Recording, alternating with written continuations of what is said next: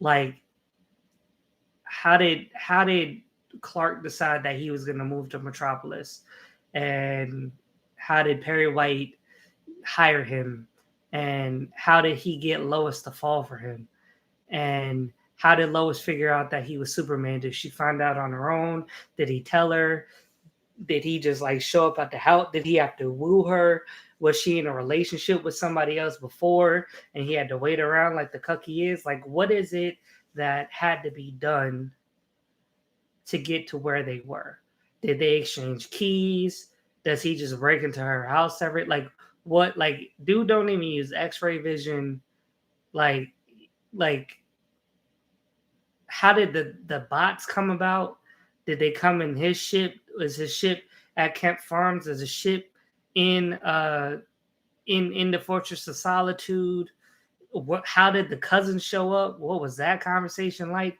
Did she show up right after? Like, I just have so many questions.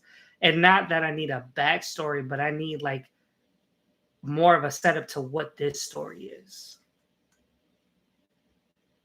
Villains or whatever. It was a little bit like, I think there is this push when anybody does Superman. This isn't a James Gunn thing. This is anyone, where I think the writers and the directors want to put their arms around every single societal ill that is affecting us at a certain time.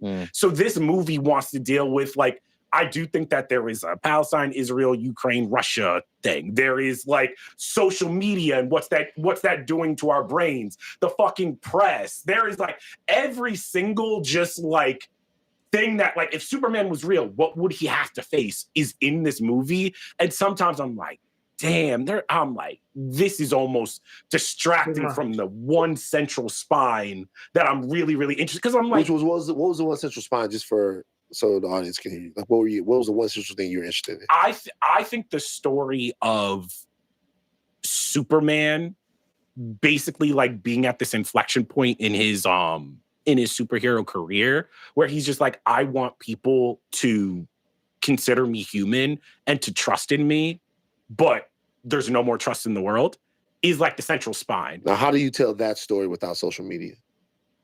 It's impossible. I think that social media is the one thing in the movie you could not have. Yeah. You could have lost the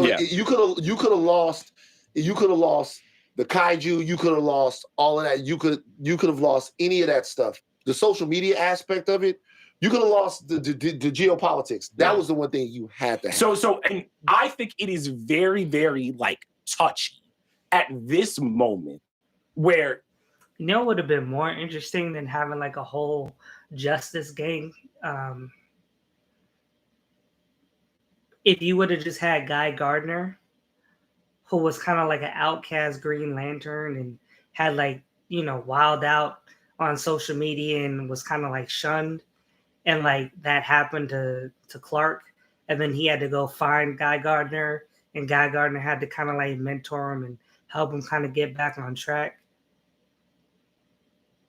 Since social media was so important and like you wanted Guy Gardner to kind of be like an alternative personality, I think that would have been a way to like tie those two characters together without it being so congested. You say this entire world, this like comic book world, is full of metahumans, but the only metahumans we really meet are American ones. And by the end of this movie, if like you're just following the track of what the politics of the movie are saying, is essentially like American superheroes. And to his point, the movie said that there have been metahumans for 3,000 years. Where the hell are all the other metahumans? And how come none of them are getting involved on a global scale?